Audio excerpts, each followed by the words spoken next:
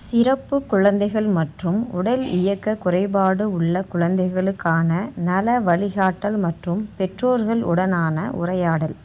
உரையாடுபவர் ஐயா சிவகதிரவன் அவர்கள். அனைவருக்கும் வணக்கம்.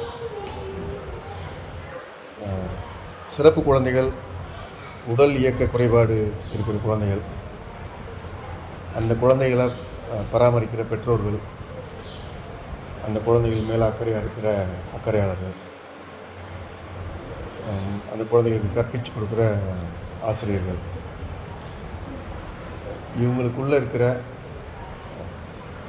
சிக்கல்கள், அவங்க எதிர்கொள்கிற சமூக ரீதியான சவால்கள், இதெல்லாம் உள்ளடக்கி நாம் இந்த மாதிரி ஒரு உரையாடலை செய்யலாம் அப்படின்னு ஏற்பாடு செஞ்சதுக்கு உடனடியாக சரின்னு சொல்லி எடை ஏற்பாடு செஞ்ச அம்மா நிர்வாகி அவங்களுக்கெல்லாம் நன்றி.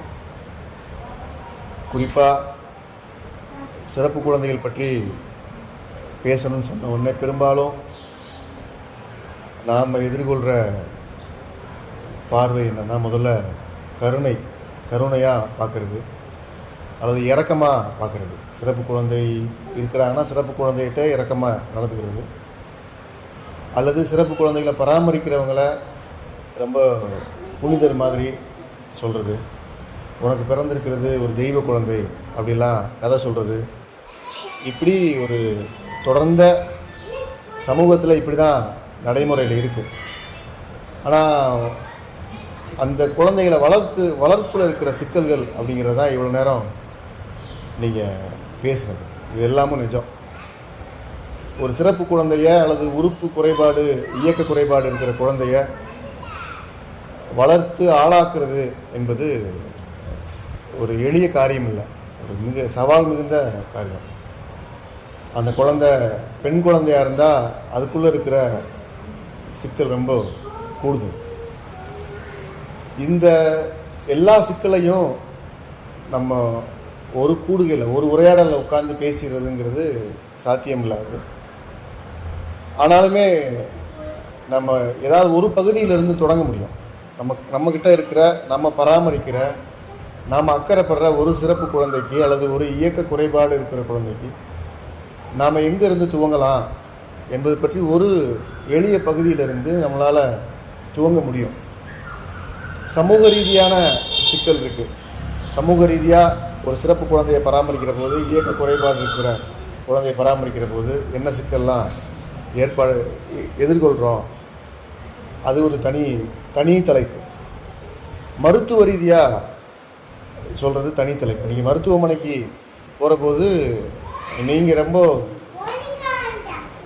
சகஜமாக எதிர்கொள்கிற கேள்வி, உங்கள் குடும்பத்தில், உங்கள் பரம்பரையில் இப்படி சிறப்பு குழந்தைகளுக்கான ஏதாவது யாருக்காவது இருந்திருக்கான்னு கேட்பாங்க. மருத்துவமனையில் வழக்கமாக அதை கேட்குறது. இதே மாதிரி இன்னொரு முக்கியமான கேள்வி, நீங்களும் உங்கள் வீட்டுக்காரரும் சொந்தமா அந்நியமா அப்படின்னு கேட்பாங்க. இந்த ரெண்டு கேள்வியுமே தீர்வு தர்ற கேள்வி இல்லை, ஆனால் இப்படி கேட்கப்படுற கேள்வி. நீங்கள் ரொம்ப உதாரணமாக ரொம்ப காதலோட அத்தை பையனை, மாமா பொண்ணை கல்யாணம் பண்ணியிருக்கேன்னு வச்சுக்கோங்களேன், நம்ம காதலவே புதைச்சிடலாமான்ற அளவுக்கு அந்த கேள்வி எதிர்கொள்ள வேண்டியிருக்கும். அவ்வளோ நெருக்கடியாக இருக்கும். இந்த காலத்தில் இப்படி சொந்தத்துக்குள்ளே கல்யாணம் பண்ணி இப்படி இந்த குழந்தைய சிக்கலுக்கு உள்ளாக்கிட்டீங்கன்ற மாதிரி ஒரு மோசமான விமர்சனத்தை மருத்துவ சூழலில் சந்திக்காத பெற்றோரே இல்லை. நான் பார்த்த அளவில் எல்லா பெற்றோருக்கும் இப்படி ஒரு கேள்வி வரும். இது மருத்துவத்துக்குள்ளே நடக்கிறது. அதுபோல் பள்ளிக்கூடங்களில் ஒரு எழுத்து படிக்க வச்சிட மாட்டாங்களா அப்படின்னு நம்ம தேடி போகிற எல்லா பள்ளிக்கூடங்கள்லேயும் அந்த குழந்தைய இதே தான். ஒன்று கருணையாக பார்க்குறது, அல்லது அந்த குழந்தைக்கு வராது அப்படின்னு முடிவு எடுக்கிறது, அல்லது அந்த குழந்தையால் செய்ய முடியாது அப்படின்னு பெற்றோரை சரி கட்டுறது. இப்படி கற்றல் இருக்கக்கூடிய சிக்கல்கள் தனியாக இருக்குது.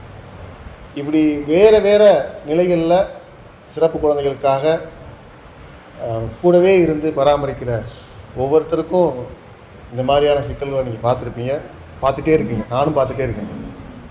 இப்போ நாம் எங்கேருந்து தொடங்கலாம் அப்படின்னா, முதல்ல சிறப்பு குழந்தைகள் அல்லது உறுப்பு முடக்கம், இயக்க குறைபாடு இருக்கிற ஒரு நபருக்கு நம்ம எளிமையாக தொடங்குகிற இடம் அவங்களுடைய உடல்நலம்.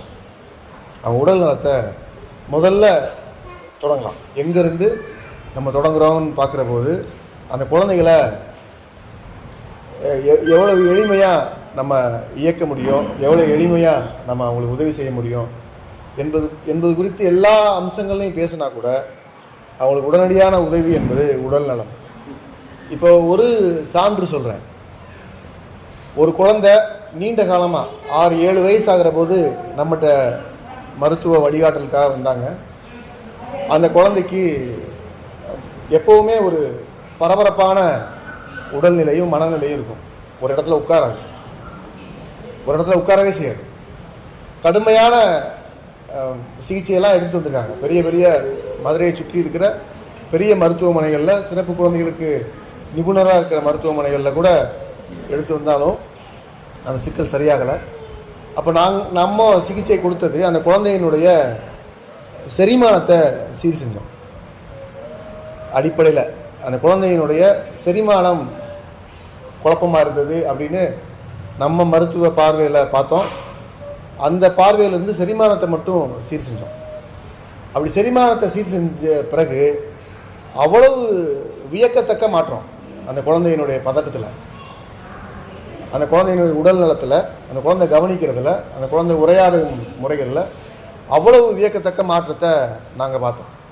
அப்படி பார்க்க வாய்ப்பு இருந்தது. அப்போது செரிமானம்ங்கிறது எவ்வளவு முக்கியமானது ஒரு குழந்தைக்கு அல்லது சிறப்பு குழந்தைக்கு. செரிமானம் கெட்டு போயிருந்தால் அந்த குழந்தையினுடைய உடல் நலம் எவ்வாறெல்லாம் மோசமாக வெளிப்படும் என்பது நமக்கு தெரியவே செய்யாது. இன்றைக்கி வரைக்கும் பல பெற்றோருக்கு அது தெரியறதில்லை.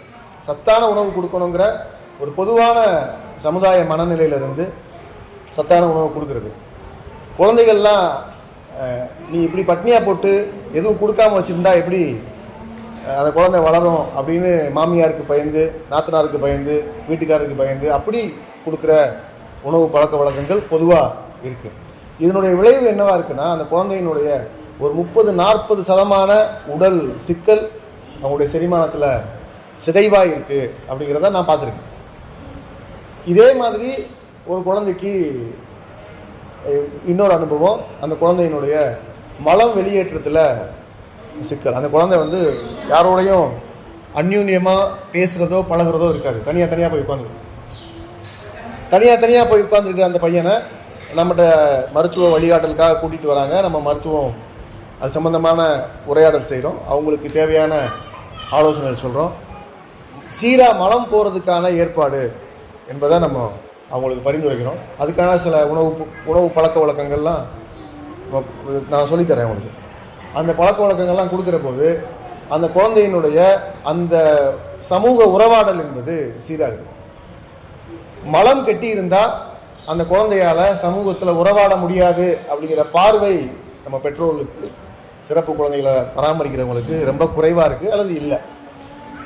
அப்போது செரிமானமும் மலம் சீராக வெளியேறதுக்கான உதவியும் எத்தனை பெற்றோருக்கு இருக்குது அப்படின்னு நான் விசாரித்த அளவில் ரொம்ப குறைந்த அளவு தான்.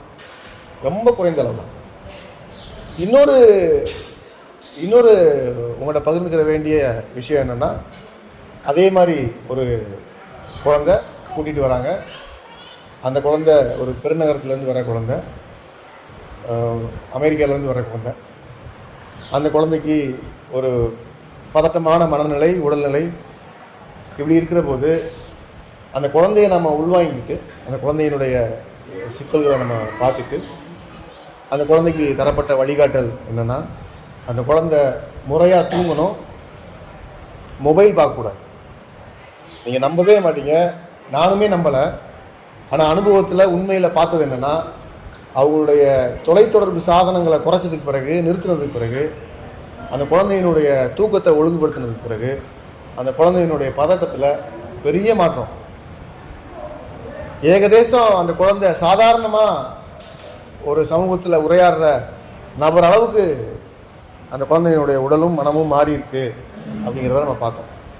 அப்போ அடிப்படையில் ஒரு குழந்தைக்குள்ளே இருக்கிற உடல் ரீதியான சிக்கல், ஒரு குழந்தைக்கு உள்ளே இருக்கிற செரிமானத்தில் ஏற்பட்டிருக்கிற சிதைவு, ஒரு குழந்தைக்கு உள்ளே இருக்கிற மலம் வெளியேற்றத்தில் ஏற்பட்டிருக்கிற சிதைவு, அந்த குழந்தையினுடைய உறக்கத்தில் ஏற்பட்டிருக்கிற மாற்றம், இதையெல்லாம் பார்க்கவே முடியாத தூரத்தில் அடிப்படையில் நம்ம நிற்கிறோங்கிற ஒரு உண்மை இருக்குது.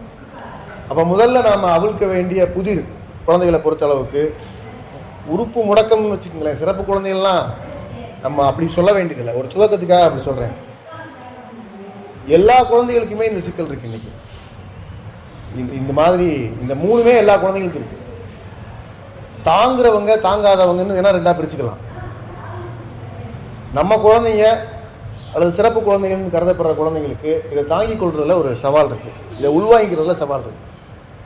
ஆனால் இத்தகைய குணம் இல்லாத குழந்தைய சமூகத்தில் ஒட்டிக்கிறதுக்கும் சமூகத்தில் உரையாடுறதுக்கும் எதிர்த்து இருக்கிற ஆளை படிச்சுக்கிட்டு அந்த ஆளுக்கு தகுந்த மாதிரி பேசுகிறதுக்கும் ஒரு நிலையை புரிஞ்சுக்கிட்டாங்கன்னா அந்த குழந்தைங்க இதெல்லாம் செமிச்சு போயிடுவாங்க. இதை தாங்கிக் கொள்றதுக்கு சவாலாக இருக்கிற குழந்தைங்களுக்கு இந்த சிக்கலெல்லாம் நம்ம பேசுகிறோம். எப்படியாப்பட்ட குழந்தையாக இருந்தாலும் இந்த அடிப்படையான சில நம்ம தகர்த்தெறிய வேண்டிய சில உடல் மாற்றங்கள் இருக்குது, தேக்கங்கள் இருக்குது.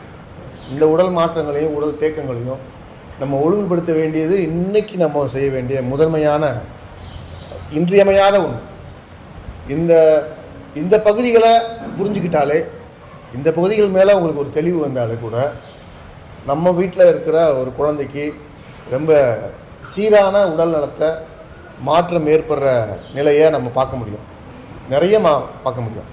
நீ சொன்ன குறைபாடுகள் பெரும்பாலும் சமூகம் சார்ந்தது. நீங்கள் கவனிக்காத உடல்நலம் பற்றிய பகுதியில் தான் நான் பேசுகிறேன்.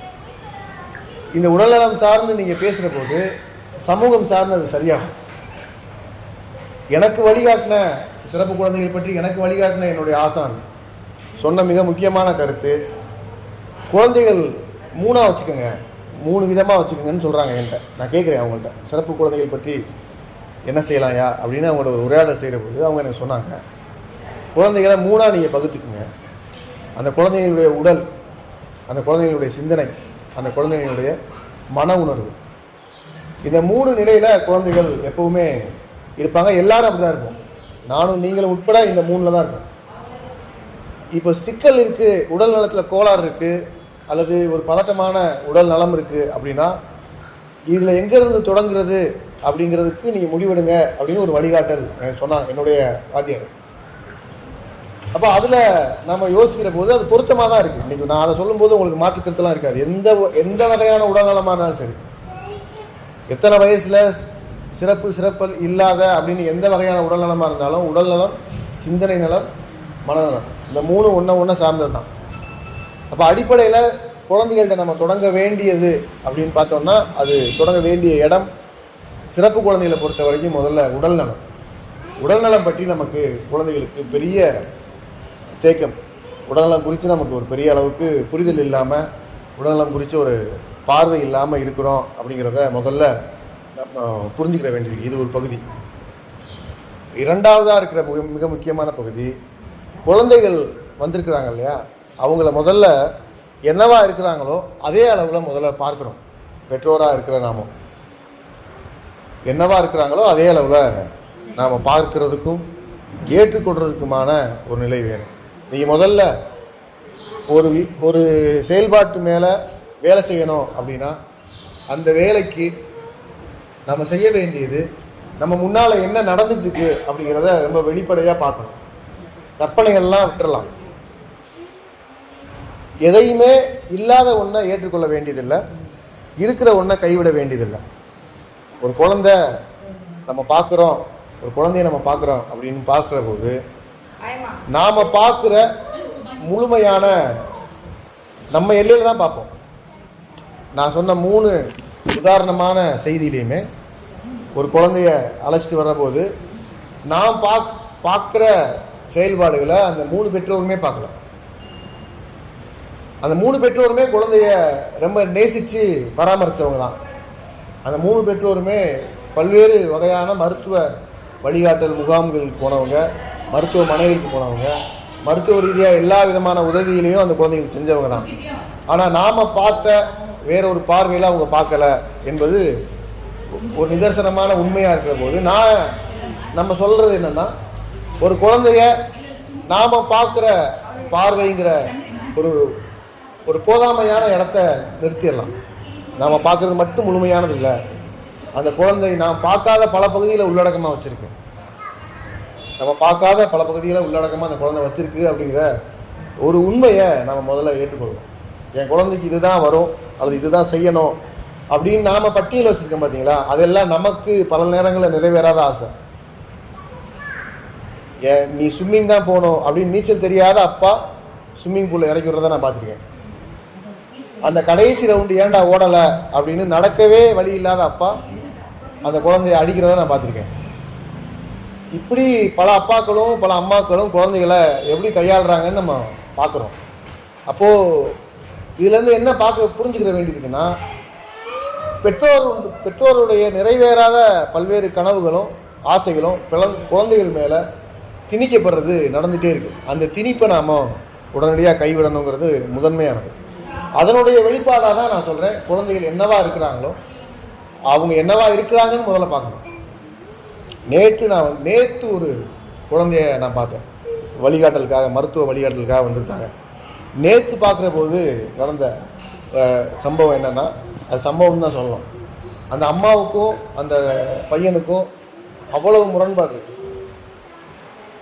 அந்த அம்மா அந்த பையனை தொடர்ந்து பராமரிச்சுக்கிட்டே இருக்காங்க, சொல்லிக்கிட்டே இருக்காங்க ஏதாவது ஒன்று, அங்கே போகாத, இங்கே போகாத, அப்படி வராத, இப்படி வராதுங்க. நான் திரும்ப அந்த அம்மாவை தனியாக கூப்பிட்டுட்டு என் கூட வேலை செய்கிற ஒருத்தர்கிட்ட, உதவியாளர் ஒருத்தர்கிட்ட அந்த குழந்தைய பார்த்துக்கோங்கன்னு சொல்லிட்டேன். அப்போ தொடர்ந்து அந்த அம்மாட்ட பேசும்போது அவன் என்னை விட்டு பிரிஞ்சே இருக்க மாட்டான் அப்படின்ற பொருளில் சொல்கிறாங்க. அப்படிலாம் இல்லை, அந்த பையன் 3/4 மணி நேரம் அந்த அம்மா விட்டு பிரிஞ்சிருந்தார். அந்த குழந்தை நல்லா தான் இருந்தது. இந்த அம்மாவுக்கு என்ன பதட்டம், நான் நேராகவே கேட்டேன், நீங்கள் முதல்ல பதறாதீங்க, இந்த குழந்தை குணப்படுத்த முடியும். இந்த குழந்தை இவ்வளவு சிக்காக இருக்கிறதுக்கு முக்கியமான காரணம் அதில் பாதி உங்களுடைய பதட்டம். இப்படி பதட்டம் இல்லாத ஒரு அம்மாவாக நீங்கள் இருக்கணும், அது ரொம்ப முக்கியமானது அப்படின்னு அந்த அம்மாட்ட சொன்னதுக்கு பிறகு அந்த அம்மா முதல்ல நிதானமானாங்க. நான் அந்த அம்மா கிட்ட ஒரு கேள்வியை முன் வச்சேன், ஒரு உண்மையை சொல்கிறேன்னு சொல்லி ஒரு கேள்வியை முன் வச்சேன். அந்த கேள்விக்கு அந்த அம்மா விடை சொன்னாங்க. அதே கேள்வியை தான் நான் உங்கள்கிட்டையும் சொல்ல நினைக்கிறேன். ஒரு குழந்தை அல்லது ஒரு தனிநபர் யார் ஒருத்தரும், ஒரு ஆன்மீகம்னா வச்சுக்கோங்க, அல்லது மெய்யியல்னு வச்சுக்கோங்க, அல்லது இறைநிலைன்னு வச்சுக்கோங்க, ஏதோ ஒரு அடிப்படையில் பேசும்போது இந்த உலகத்துக்கு வர யார் ஒருத்தரும் யாரை நம்பியாவது வராங்களா? யாரும் யாரை நம்பியும் வரல. இது எல்லாருக்கும் ஏற்றுக்கொள்ளக்கூடிய ஒரு மெய்யியல் கோட்பாடு, ஒரு தத்துவ கோட்பாடு. என்னை நம்பி நான் தான், உங்களை நம்பி நீங்கள் தான். ஒருத்தரை நம்பி ஒருத்தர் வர்றதில்லை, ஒருத்தரை நம்பி ஒருத்தர் போகிறதில்லை. இது ஒரு உண்மை இருக்குது. அதே போல் நான் உன்னை சார்ந்திருக்க மாட்டேன், நீ என்னை சார்ந்திருக்க வேண்டியதில்லை அப்படிங்கிறது 2வது நிலை.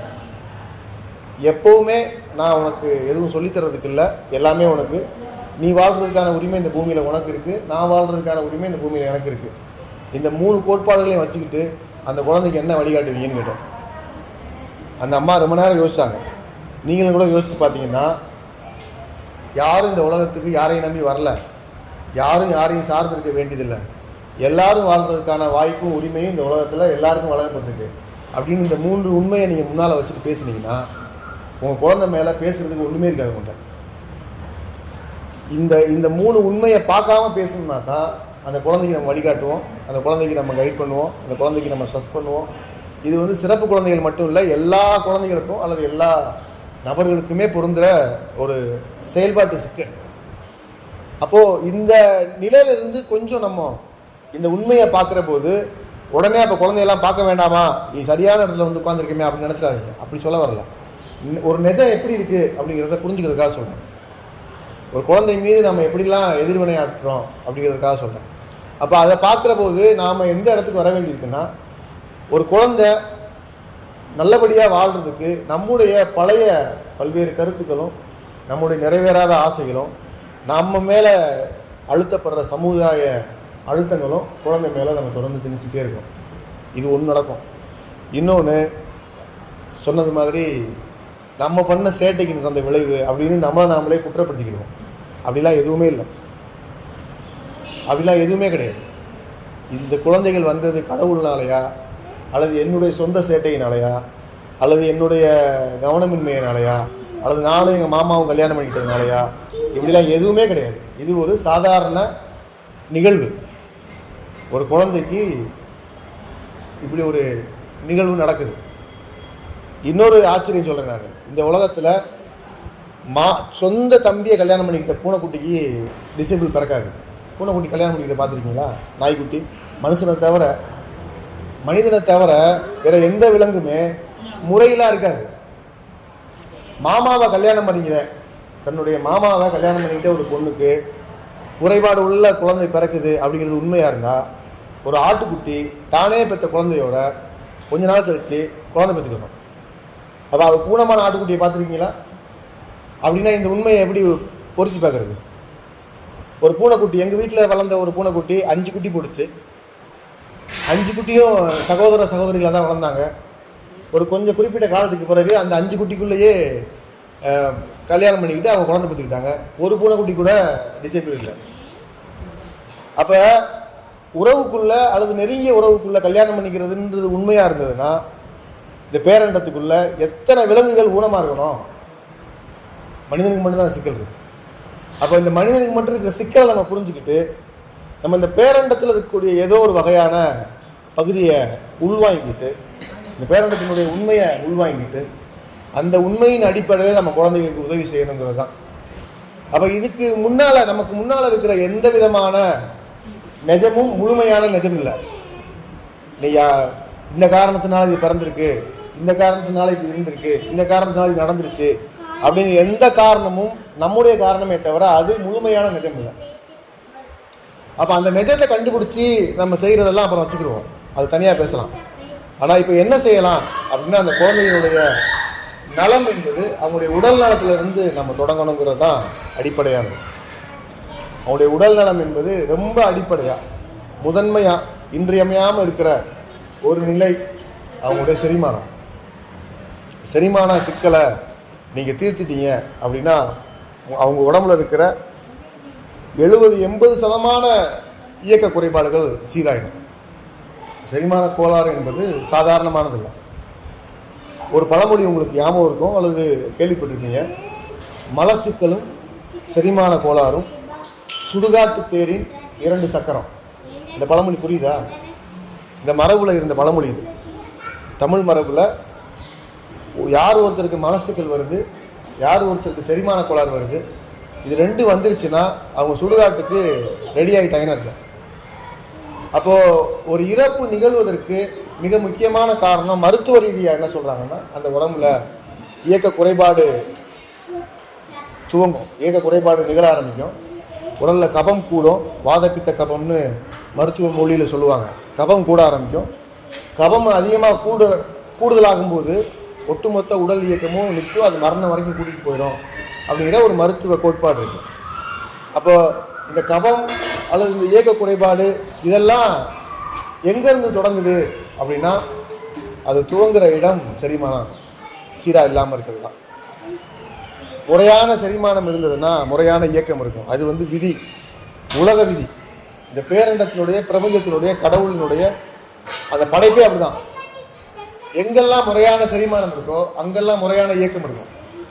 எங்கெல்லாம் இயக்கம் குறைதோ அங்கெல்லாம் செரிமான சிக்கல் ஏற்பட்டுருச்சுன்னு அர்த்தம். அப்போ அடிப்படையில் என் குழந்தைக்கு அல்லது நான் பார்க்குற ஒரு குழந்தைக்கு, நான் அக்கறைப்படுற ஒரு குழந்தைக்கு இயக்க குறைபாடு இருக்குது அப்படின்னு எனக்கு தோணின உடனே எனக்கு உள்ளேருந்து வர வேண்டிய சிந்தனை, அந்த குழந்தைக்கு செரிமான கோளாறு இருக்கா அப்படின்னு பார்க்கணும். அப்படி நீங்கள் பார்க்க ஆரம்பிச்சிட்டிங்கன்னா செரிமானத்தை ஒழுங்குபடுத்தக்கூடிய வேலையை செய்ய வேண்டியதுதான் முதன்மையான பணி. நீங்கள் செரிமானத்தை ஒழுங்குபடுத்துறது அப்படின்னு வந்துட்டிங்கன்னா அடிப்படையில் பசி எடுக்கும்போது சாப்பிடணும். இது எல்லாருக்கும் தெரியும். ஒரு குழந்தை பசிக்கும்போது சாப்பாடு கொடுக்கணும். அந்த குழந்தை பசி எடுத்து கேட்டால் சாப்பாடு கொடுக்கலாம். அப்படி பசி எடுத்து சாப்பிட்றது அப்படிங்கிறது முதன்மையாகணும். இப்போ என்ன சிக்கல்னா, நமக்கு எப்போ பசிக்குதுன்னு தெரியல, அம்மாவுக்கும் தெரியல, குழந்தைகளுக்கும் தெரியல. டைமுக்கு சாப்பிட்றது வழக்கமாகிடுச்சு.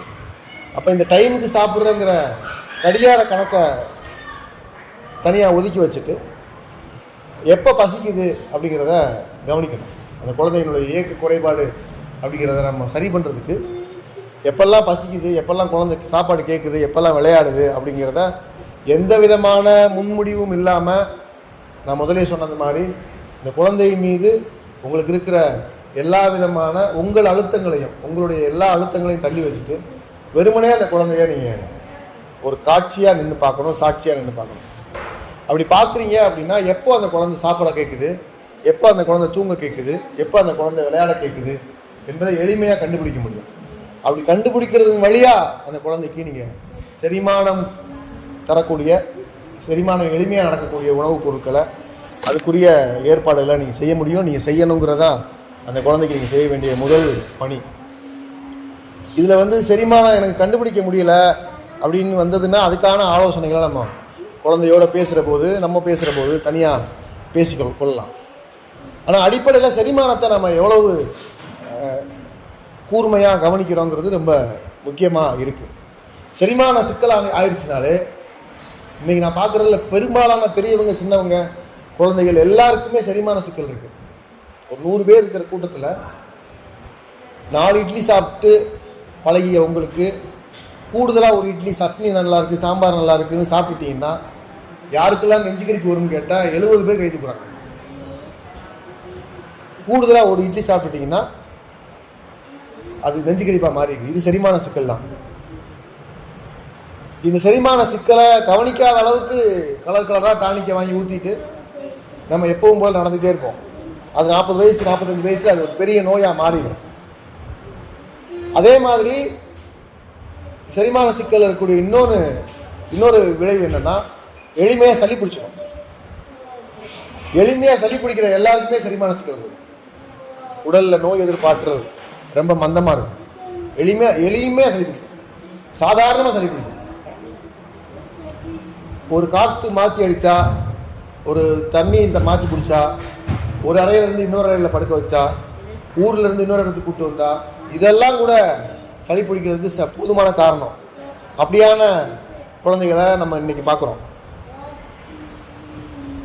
இப்போ சொந்த ஊரில் இருக்கிற தண்ணியை நம்ம எடுத்து குடிக்க முடியல. பலரும் பாட்டில் வாட்டர் தானே, எல்லாருமே அநேகமாக பாட்டில் வாட்டர் தான் அவங்க நினைக்கிறேன். எல்லா ஊர்லேயும் இது பரவலாகிடுச்சு. இந்த டப்பாவில் அடைச்ச தண்ணி தண்ணியே கிடையாது, தெரியுமா உங்களுக்கு? அதெல்லாம் தெரிஞ்சு தான் குடிக்கிறோம். அந்த பாக்கெட் இன்னும் கொஞ்ச நாள் கழிச்சு தண்ணியே இல்லை அப்படின்னு எழுதிலாம் ஒட்டிடுவான். இந்த சிகரெட் பாக்கெட்லேயும் சாராய பாட்டிலையும் ஒட்டியிருக்காங்க பார்த்தீங்களா? இந்த சிகரெட்டை குடிச்சிங்கன்னா உங்களுக்கு இன்ஜுரிஸ் டு ஹெல்த்து, இந்த சாராயத்தை குடிச்சிங்கன்னா நாட்டுக்கு, வீட்டுக்கு, உயிருக்கெல்லாம் கேடு. அதே மாதிரி கொஞ்ச நாள் கழித்து இந்த பாட்டில் தண்ணியை குடிச்சிங்கன்னா நீங்கள் சளி பிடிச்சி செத்தாலும் செத்துருவீங்கன்னு எழுதுனா கூட நம்ம வாங்கி தான் குடிப்போம். அப்படி ஒரு நெருக்கடியும் மந்த நிலையும் நமக்கு வந்துருச்சு. இதெல்லாம் ஒரு பக்கம் சரி பண்ணிக்கிட்டே வர வேண்டியது. அது இயற்கை வாழ்வியலில் செய்ய வேண்டியது. ஆனால் இது ஏற்படுத்துகிற விளைவு ஒரு குழந்தையினுடைய செரிமானத்தை, ஒரு குழந்தையினுடைய உடல் ஆரோக்கியத்தை தொடர்ந்து கேடுக்கு உள்ளாக்கிட்டே இருக்குது. அப்போது நாம் புரிஞ்சுக்கிட்டு நகர வேண்டியது அந்த குழந்தையினுடைய செரிமானத்தை எந்த வழியிலெல்லாம் நாம் ஊக்கப்படுத்துறது, ஒழுங்குபடுத்துறது, சீர்படுத்துறதுங்கிறது அடிப்படையாக நம்ம இன்றைக்கி படிச்சுட்டு போகிற பாடமாக இருக்குன்னு நினைக்கிறேன்.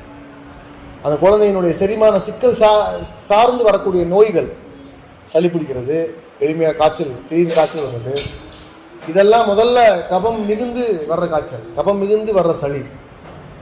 இந்த கபம் செரிமானம் சிக்கலாகி வர்ற கபம், இதெல்லாம் ஒன்றுக்குள்ளே ஒன்றா இருக்கிற ஒரு நிலை இருக்கிறதுனால இதெல்லாம் அடிப்படையாக சரி பண்ணுறதுக்கு ஒரு உணவு பழக்க வழக்கங்களை நீங்கள் ஒழுங்குபடுத்தணும். எல்லா குழந்தைகளுக்குமே அது அவசியமானதுன்னு நினைக்கிறேன். இந்த உரையாடலில் நம்ம கேட்டுக்கிட்டாலும் சரி, அல்லது நீங்கள் அதை பரவலாக்கினாலும் சரி, எல்லா இடங்கள்லையும் ஒரு பரவலான உணவு பழக்க வழக்கம் நமக்கு கிடையாது. ஒரு பரவலான உணவு பழக்க வழக்கம், அதில் பல சுவை இருக்கிற உணவு பழக்க வழக்கம் கிடையாது. வீட்டில் நீங்கள் சமைச்சிங்கன்னா நீங்கள் என்னென்ன காய் சமைப்பீங்கன்னு நான் சொல்லிடுவேன். முட்டைக்கோசு, உருளைக்கிழங்கு, பீன்ஸு, இது ஒரு 10 காயில் அடைக்கிறலாம் உங்களுடைய ஒரு வருஷ சமையலை. ஆனால் ஆயிரக்கணக்கான சுவைகளில் ஆயிரக்கணக்கான காய்கறிகள் இருக்குங்கிறது உங்களுக்கு தெரியும் தானே. ஆனால் அது நமக்கு அதெல்லாம் செரிமானத்தை மேம்படுத்தும். நான் ஒவ்வொரு தனிநபர் உரையாடலாக இருக்கட்டும் அல்லது கூட்டமாக இருக்கட்டும், நான் கேட்குறது உண்டு, சுண்டக்காய் கடைசி எப்போ சாப்பிட்டீங்க அப்படின்னா ஒரு கூட்டத்தில் சாப்பிட்டதே இல்லை, ஆண்டு கணக்காக சாப்பிடாம இருக்காங்க. சுண்டக்காய் வேப்பங்குச்சி வச்சு பழுத்தி வச்சுருக்கீங்களா அப்படின்னா வேப்பங்குச்சி பழுத்தி வைக்கிறதெல்லாம் வீட்டுக்குள்ளே விட மாட்டாங்க நம்மளா, அப்படிலாம் நடக்குது. இப்போ சுண்டைக்காயை அறிமுகப்படுத்தாமல் நீங்கள் செரிமானத்தை சரி பண்ண முடியாது, பாகக்காயை அறிமுகப்படுத்தாமல் செரிமானத்தை சரி பண்ண முடியாது. குழந்தைகளை நீங்கள் வாசலை விட்டு இறங்கின உடனே அந்த குழந்தை அழக்கூடாது. ஒரு கல்யாண வீட்டுக்கு போகிறீங்க அல்லது ஒரு சினிமா தேட்டருக்கு போகிறீங்க அப்படின்னா அந்த குழந்தை அழக்கூடாதுன்னு எவ்வளோ ஏற்பாடு வச்சுருப்போம். கிண்டர் ஜாய் வாங்கி வச்சுருப்போம், ஃபோன் கையில் வச்சுருப்போம், சாக்லேட் தேவையான சாக்லேட் வச்சுருப்போம், அந்த குழந்தைக்கு என்னெல்லாம் வேணுமோ அதெல்லாம் வச்சுருப்போம். இந்த இந்த பற்றாக்குறையான உணவு பழக்க வழக்கத்தை நீங்கள் கைவிடணுங்கிறது ரொம்ப முக்கியமானது. இதெல்லாமே பற்றாக்குறையான உணவு பழக்க வழக்கம். ஒரு நெருக்கடியில் நீங்கள் போய் பார்க்குறீங்கிறது வரைக்கும் இது நடந்திருக்கலாம் இன்றைக்கி. ஆனால் உங்கள் குழந்தை மீது நீங்கள் அக்கறையாக ஒரு வேலை செய்ய போகிறீங்க அப்படின்னா அந்த வேலைக்குள்ளே நீங்கள் ஈடுபாடு காட்டுறதுனுடைய முழுமையான செயல்பாடு அந்த குழந்தைக்கு பல வகையான உணவு சுவைகளை அறிமுகப்படுத்தணும். 6 சுவையும் அறிமுகப்படுத்தினா கூட அந்த குழந்தைக்கு போதும்னு உடல் நலம் மேம்படும். கசப்பு சுவையாக இருக்கலாம், கார சுவையாக இருக்கலாம். கார சுவையாக இருக்கிறதுனா மசாலா பொடின்னு நினச்சிடக்கூடாது, எல்லாம் பாக்கெட்டில் வர்றதா நினச்சிடக்கூடாது. நீங்கள் செய்யணும். எத்தனை வகையான மிளகாய் இருக்குது உங்களுக்கு தெரியுங்களா? மிளகாயில் எத்தனை வகை இருக்குது? இது எல்லாமே கேப்சிகம் மாறிடுச்சு. இப்போ பச்சை கலரில் உருண்டையாக அந்த மிளகாயை சாப்பிட்டா அப்படி தான் பிள்ளைங்க ஆவாங்க. எதுவுமே நடக்காது. வகை வகையான மிளகாய் இருக்குது, வகை வகையான தக்காளி இருக்குது. எத்தனை வகையான தக்காளி இருக்குது அந்த குழந்தை? எத்தனை வகையான கத்திரிக்காய் இருக்குது? கத்திரிக்காயில் எத்தனை வகை இருக்குது தெரியுமா? எத்தனை வகையான பழங்கள் இருக்குது? புளிப்பில் எத்தனை வகை இருக்குது? நீங்கள் புளியில் நாகர்கோவில் பக்கம் எடுத்துகிட்டு வர்ற புளியில் ஒரு சுவை இருக்கும், மதுரையில் இருந்து வர்ற புளியில் ஒரு சுவை இருக்கும். நீங்கள் திருச்சி புதுக்கோட்டை பக்கம் போனீங்கன்னா அங்கே இருக்கிற புளியில் ஒரு சுவை இருக்கும். எத்தனை வகையான சுவைகள், ஒரு சுவைக்குள்ளேயே எத்தனை கலவை இருக்குது. இப்படியெல்லாம் ஒரு பரவலான உணவு பழக்க வழக்கத்தை நீங்கள் குழந்தைகளுக்கு அறிமுகப்படுத்துறது வழியாக அந்த குழந்தையினுடைய உடல் நலம், ஜீரணம் என்பது, செரிமானம் என்பது பன்மடங்கு மேம்படும். பாகக்காயை பல குழந்தை பார்த்ததே இல்லை தெரியுமா? நீங்கள் பல குழந்தைகள் பாகக்காயை பார்த்ததில்லை. எல்லாமும் நாம் இன்றைக்கி உணவு எடுத்துக்கிற முறைகளில் இருக்கக்கூடிய எல்லா உட்பொருட்களும் ஒரு பெருநிறுவனம் அறிமுகப்படுத்துகிறதா இருக்குது. நம்ம டிவி தொலைக்காட்சிகள்லையும் சமூக ஊடகங்கள்லையும் அறிமுகப்படுத்துகிறதா இருக்குது. நான் ரொம்ப வேதனையாக அவங்கள்ட்ட பகிர்ந்துக்கணும்னு நினைக்கிறேன். பல சமையல் யூடியூப் பார்த்தா நடக்குது. நீங்கள் சுவையாக சமைக்கணுங்கிறத சமைச்சிங்கன்னா உங்கள் குழந்தையினுடைய வயிறு என்பது குப்பை மேடாக தான் மாறும். ஆரோக்கியமாக சமைக்கணும், நலம் நோக்கி உங்கள் சமையல் இருக்கணும். சுவையாக இருக்கிறதெல்லாம் முக்கியமாக இல்லை. எப்போவுமே நாங்கள் சில சமையல் யுக்திகளை எங்களுடைய அலுவலகத்தில் செய்வோம். நான் சொல்கிற முதன்மையான பரிந்துரை என்னென்னா, தயவு செய்து சுவையாக சமைச்சணும்னு எதுவும் செஞ்சிடாதீங்க. நீங்கள் சமைக்கிற சாப்பாடு சாப்பிட்டு போகிறவனுக்கு தொந்தரவு இல்லாமல் இருக்கணும். சாப்பிட்டு போகிறவன் அவனுடைய உடல் நலம் மேம்படணும். நீங்கள் சமைக்கிற சாப்பாட்டுக்குள்ளே இருக்கிற உட்பொருட்கள் இந்த உடல் நலத்திற்கு நல்ல பயன் தர்றதா இருக்கணும். இதுதான் சமையலினுடைய நோக்கமாக இருக்கணும். இப்படிப்பட்ட சமையலை எத்தனை தாய்மார்கள் குழந்தைகளுக்கு செய்கிறோம் அப்படிங்கிறது ஒரு பெரிய கேள்வி. இந்த கேள்வியெல்லாம் நம்ம சந்திக்க வேண்டிய கேள்வி. இந்த மாதிரியான உரையாடலில் சந்திக்காட்டினாலும் கூட தனியாக எப்போவாது யோசித்து பார்த்துருக்கோமா? அப்படி எதுவுமே இல்லை. அப்போ ஒரு குழந்தையினுடைய செரிமானம் என்பது எங்கிருந்து திட்டமிடப்படுது, எங்கிருந்து செயல்படுத்தப்படுது, எங்கிருந்து சீர் செய்யப்படுது அப்படின்னா அந்த குழந்தை உட்கொள்கிற உணவில் இருக்கக்கூடிய நலம் சார்ந்த செயல்பாடு, நலம் சார்ந்த நோக்கம், இதெல்லாம் அந்த செரிமானத்தை தீர்மானிக்கும். வாரத்தில் 2 நாள் நீங்கள் சுண்டைக்காயும் பாகக்காயும் கொடுத்தீங்கன்னா அந்த குழந்தைங்களுடைய செரிமானத்தில் எவ்வளோ மாற்றம் வருதுன்னு பாருங்கள். 2 நாள் சுண்டைக்காயெல்லாம் நீங்கள் எடைக்கெடலாம் போடணுன்னு அவசியம் இல்லை. குழந்தை எவ்வளோ இடம் இருக்குது அந்த எடைக்கு தகுந்த மாதிரி சுண்டைக்காய் வைக்க சொல்கிறான் போல நினச்சிடாதீங்க. அப்படிலாம் ஒன்றும் இல்லை. ஒரு கூட்டு ஒரு குழம்புல நீங்கள் சுண்டைக்காய், வாழைப்பூ, துவர்ப்பு சுவை இருக்கிற வாழைப்பூவை நீங்கள் குழந்தைகளுக்கு அறிமுகப்படுத்தினதே இல்லை. வாழைத்தண்டு தெரியாது, கீரைகள், இப்படி பலவிதமான உணவுப் பொருட்கள் நமக்கு அதெல்லாம் இப்போ எப்படி அறிமுகமாகுது அப்படின்னா, இந்த சாஸ்திரத்துக்கு சமைப்பாங்க பாருங்க.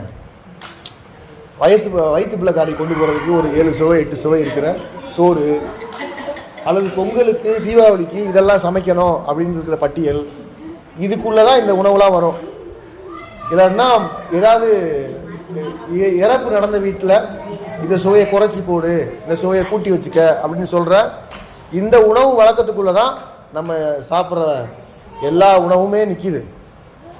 இந்த இடத்த நம்ம உடச்சிக்கணும், இந்த இடத்த நம்ம சீர் செய்யணும். நம்ம குழந்தைகளுக்காக பேசுகிறது என்பது வெறுமனே புலம்பி களைவது அல்ல. நம்ம குழந்தைகளுக்காக பேசுகிறது என்பது வெறுமனே நம்முடைய கருத்துக்களை பகிர்ந்து கொண்டு நகர்வது என்பது அல்ல. அதுக்காக நம்ம பேசணும். உண்மையிலேயே என் குழந்தை மீது அக்கறை கொண்டு தான் நான் பேசுகிறேன் அப்படிங்கிற உணர்வோடு நீங்கள் பேசுகிறீங்கன்னு நான் பார்க்க முடியுது. உங்கள் குழந்தைகள் மட்டும் இல்லை, எல்லா குழந்தைகளுக்குமே ஒரு உடல் நலம் என்பது எதிர்காலத்தில் சவாலாக தான் இருக்கும். 70 வயசு 80 வயசு இருக்கிற நபர்கள் இருக்கிற ஆரோக்கியம் கூட இன்றைக்கி 70 வயசு 80 வயசில் இருக்கிற பலர் டயபெட்டிக்கு மருந்து சாப்பிட்றதில்ல தெரியுமா? ப்ரெஷர் கிடையாது. ப்ரெஷர் இல்லாத பல 90 வயசு தாத்தா இருக்காங்க. ப்ரெஷர் சுகர் இல்லாத பல 80 வயசு பாட்டிமார்கள் இருக்காங்க. ஆனால் 40 வயசை முட்டி வலியை இல்லாமல் கடக்க முடியல, உட்கார முடியல. இங்கே இந்த வளாகத்துக்குள்ளே நீங்கள் உட்கார்ந்துருக்கிறத பார்க்குற போது எனக்கு சாமி ஆடுறது மாதிரி தெரியுது. எங்கிட்டெல்லாம் ஆடுறீங்க அப்படின்னு பார்க்குறேன். இல்லை, உண்மை இது வந்து விளையாட்டுக்காக சொல்ல, நான் நகைச்சுவையாகவும் சொல்ல. நம்முடைய உடல் நலம் எவ்வளவு சிக்கலாக இருக்குது. இதுக்கு என்ன காரணம்? நம்முடைய உணவு பழக்கம். இதுக்கு என்ன காரணம்? நம்முடைய அன்றாட உழைப்பு செலுத்தக்கூடிய உழைக்கும் முறை, நம்முடைய ஓய்வெடுக்கும் முறை, நம்முடைய செரிமானம். இந்த அளவில் தான் நம்முடைய உடல்நலம் சார்ந்த புரிதல் இருக்குது. இதை நம்ம கலைச்சி இதை சீர் செஞ்சு இதிலிருந்து ஒரு நல்ல பாடத்தை, நல்ல உணவு முறையை கற்றுக்கிட்டு போய் நீங்கள் குழந்தைகளுக்கு செய்கிறது என்பது அந்த குழந்தையினுடைய ஆரோக்கியத்தை செம்மைப்படுத்தும். அப்போ அடிப்படையில் அந்த குழந்தையினுடைய ஆரோக்கியம் என்பது உறுப்பு செயல்பாடு குறைவாக இருந்தால் குழந்தைகளாக இருந்தாலும் சரி, சிறப்பு குழந்தைகள் என்று கருதப்படுகிற குழந்தைகளாக இருந்தாலும் சரி, எல்லா குழந்தைகளுக்கும் அடிப்படையாக அந்த உடல் சீரமைப்பு என்பது அவங்க செரிமானத்தில் இருந்து துவங்குகிறது. அந்த செரிமானம் செம்மையாக இருப்பதற்கு அந்த குழந்தைகளினுடைய உணவு பழக்க வழக்கம் என்பது உங்களுடைய